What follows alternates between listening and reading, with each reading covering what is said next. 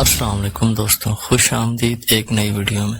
ایک نوجوان کو چوری کے جرم میں تفتیش کے لیے حضرت عمر فاروق رضی اللہ عنہ کی عدالت میں پیش کیا گیا۔ جب تفتیش کرنے پر اس نوجوان کا جرم ثابت ہو گیا تو آپ نے شرع کے مطابق ہاتھ کاٹنے کا حکم فرما دیا۔ وہ نوجوان فریاد کرنے لگا اور رونے لگا، معافی کا طلبگار ہوا کہ یہ میری پہلی چوری ہے، میں آئندہ کبھی بھی چوری نہیں کروں گا۔ حضرت عمر فاروق نے فرمایا، تم غلط کہتے ہو، تم نے اس سے پہلے بھی کئی چوریاں کی ہیں۔ آخر اس نوجوان کو اس بات کا اقرار کرنا پڑا کہ واقعی اس نے چوری کی ہے۔ اب وہ بجائے معافی مانگنے کے اس بات پہ حیران تھا کہ آپ کو کیسے میری گزشتہ چوریوں کی خبر ہوئی۔ اس نے حیرانگی کے عالم میں پوچھا، اے امیر المومنین، میری گزشتہ کی ہوئی چوریوں کا علم میرے اور اللہ کے سوا کسی کو معلوم نہیں، آپ کو اس بات کی اطلاع کس طرح ہوئی؟ حضرت عمر فاروق نے فرمایا، اللہ تبارک تعالیٰ کسی کو بھی اس وقت تک ذلیل و خوار نہیں کرتے جب تک کہ وہ برائی کی حد سے آگے نہ بڑھ جائے۔